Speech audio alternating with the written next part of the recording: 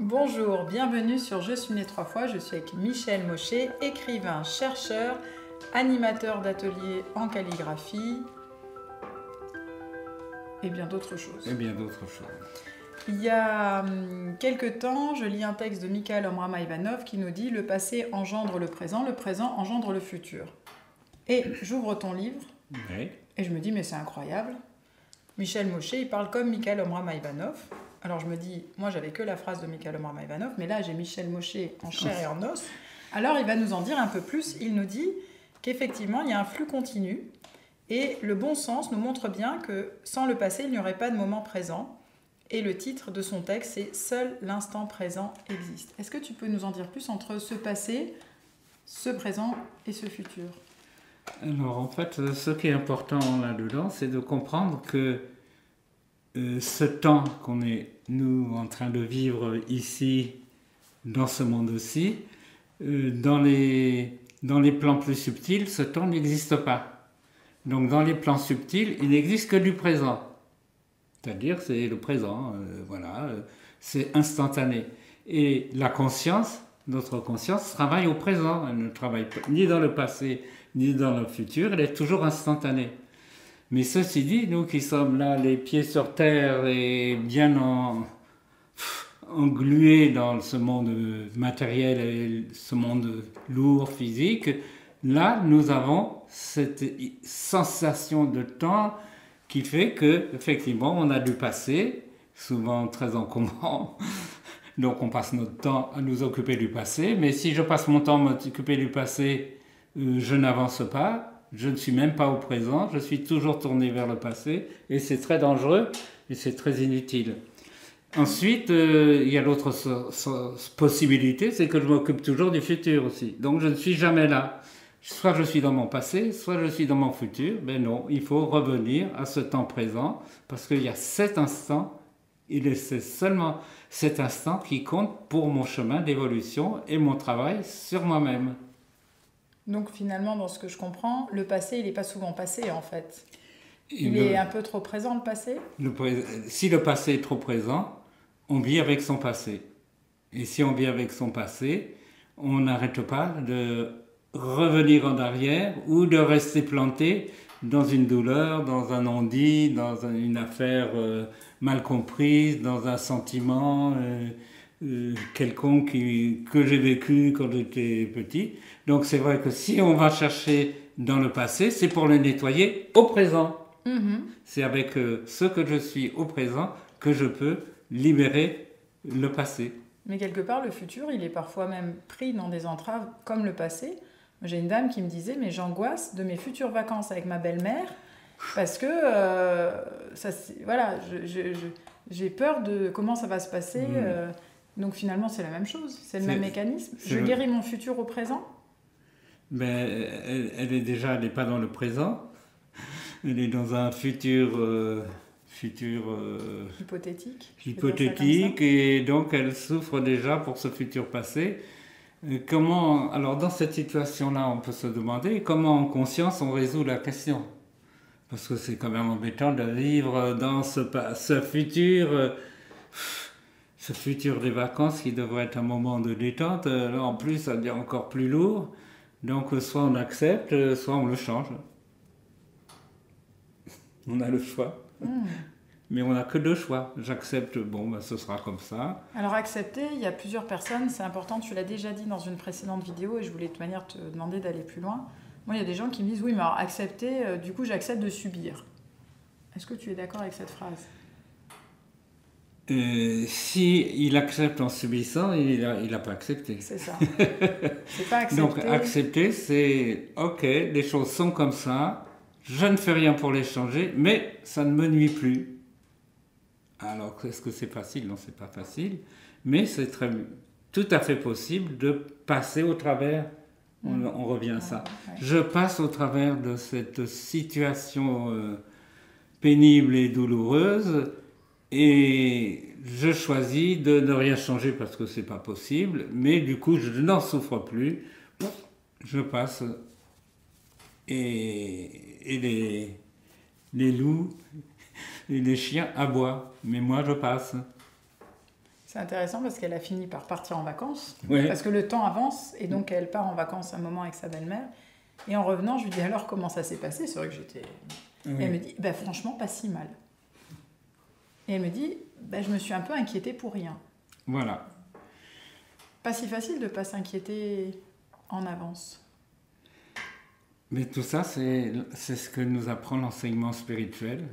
L'enseignement spirituel, ça nous apprend en conscience à considérer les choses qui sont, donc le présent, et non pas ce qui pourrait être ou ce qui a été, le futur antérieur, le passé composé. Non, je suis là maintenant, et quelque part, en réagissant comme ça, je me mets dans une situation de confiance et de conscience où les choses vont glisser sur moi. Finalement, est-ce que c'est si important que la belle-mère, bon, ça glisse, ça passe. Elle ne passe pas sa vie avec la belle-mère, enfin j'espère pour elle. Non. Et donc du coup, bon, ben voilà, ce moment-là, elle l'accepte parce que c'est le mari, les enfants, je sais pas quoi, bon voilà. Mais ça glisse, c'est sans importance. Et il y a quelque chose de très important par rapport à ça, c'est que la conscience, elle accorde la juste place aux choses. Elle n'accorde pas comme si c'était le drame incommensurable, énorme, le dragon, oh là là, la belle-mère. Mais non, mais en fait, c'était rien du tout. Tu me fais penser, quand je t'entends, excuse-moi, à Christiane Singer et à d'autres, mais là, je pense vraiment à elle. Et j'entends, tu sais, dire ce oui à la vie, dire oui à ce qui est en train de... Ça rejoint ton propos, ce oui, de dire... Oui, enfin, ce que j'entendais... passer au travers, il y a un oui, il y a quelque chose de ce oui-là.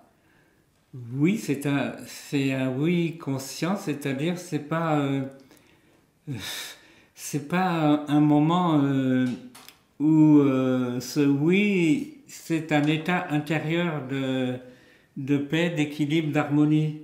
C'est-à-dire que tout d'un coup, bon, ben, la belle-mère, ça devient rien, quoi.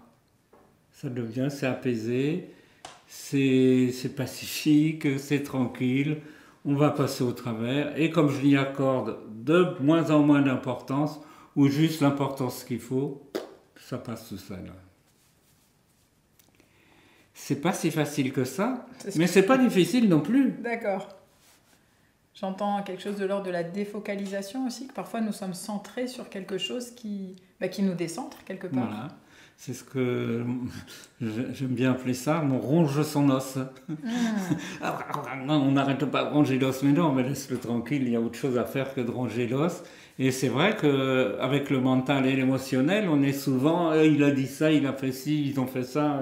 Et alors je me mets à rester sur cette petite histoire qui finalement, encore une fois, si on prend... Encore une fois, du recul et on met la conscience au travail, on voit, bon, d'accord, c'était pas plaisant, il a dit ça, ils ont fait ci, ils ont fait ça. Je vois si je peux faire quelque chose pour changer. Si je peux le faire, je le fais. Et là, à ce moment-là, je suis libéré. Et si je peux rien faire, je passe au travers parce que c'est pas si important que ça. Ce que j'entends dans ce que tu nous dis, c'est un gain de temps énorme. La préoccupation, c'est quand même beaucoup de rumination. Beaucoup. Et en même temps, ces moments-là, une fois qu'on a la pratique de cette gymnastique du présent, de l'importance, de ce qui est essentiel, de ce qui l'est moins, et de ce qui compte, et pas revenir en arrière à chaque fois, ni me projeter en avant. Et quelquefois, donc je dis toujours, confiance et conscience, il faut les deux. Parce que si j'ai conscience de ce moment-là, que je choisis, bon, c'est pas grave, mais quand même, je fais gaffe. Je fais confiance, mais en conscience. Je ne me mets pas en sacrifice au pied de la personne ou de la situation. Non, si ça ne tourne pas comme ça, autant j'ai le temps de revenir en conscience et de changer. Est-ce que tu as, un truc, une astuce infaillible pour revenir dans l'instant présent? Oui, c'est très facile. Il suffit de se pincer. Aïe! Et oui, dès que je me pince, je me retrouve là dans mon corps. Voilà, c'est le rappel de conscience dans le corps. Alors déjà, on se pince assez fort et c'est vrai qu'on revient, même si on est parti, on revient là. Et puis ensuite, le rappel de conscience, on peut avoir des techniques, chacun peut avoir, de le faire revenir la conscience dans les mains, dans les pieds. Voilà, chacun peut avoir sa petite méthode pour revenir immédiatement, ici et maintenant. Quelque part, parfois nous ne sommes pas là. On est rarement là, en fait. J'espère que vous êtes encore là. Ça me fait rire parce que je pensais à une autre vidéo, mais du coup je te le dis maintenant, il y a un humoriste allemand qui commence une pièce en disant « Je suis très content, ce soir j'ai invité un ami ». Et il dit « Mais j'espère que je serai là ». Et en fait, je me rends compte que c'est de l'humour, mais c'est pas si faux. Est-ce que je suis là quand l'autre est là? Est-ce que je suis là? Et quand je suis là, est-ce que je suis là, quoi? Alors, pour être là, en fait, c'est vrai que ce qu'on appelle méditation est essentiel parce que dès que, si je ferme les yeux et que je viens dans mon monde intérieur, là, je suis présent.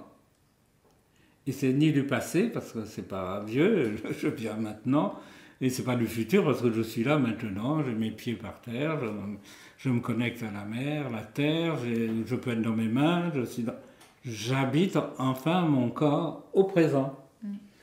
Et c'est très reposant, parce que tout d'un coup, on se sent bien, et on est là. Alors bien sûr, après il y a les rappels, on sait que le mental se met en route, le corps il dit « Ah, j'ai mal », bon. Et tout ça, c'est quand même du présent. Donc le mental se met en route, on accepte qu'il se mette en route, on ne vient pas se bagarrer contre lui, mais on revient à la situation du moment. Je suis présent dans mon corps, lui, on lui dit « Ça va, tu veux partir, pars ». Et c'est une manière d'être là, présent. Et quand on le pratique, au bout d'un certain temps, bon, on arrive à être présent. Quelquefois, on est tellement présent que on n'est plus vraiment là non plus. Il faut faire attention, il faut rester connecté à la Terre. À bientôt, Michel Maucher, sur Je suis né 3 fois.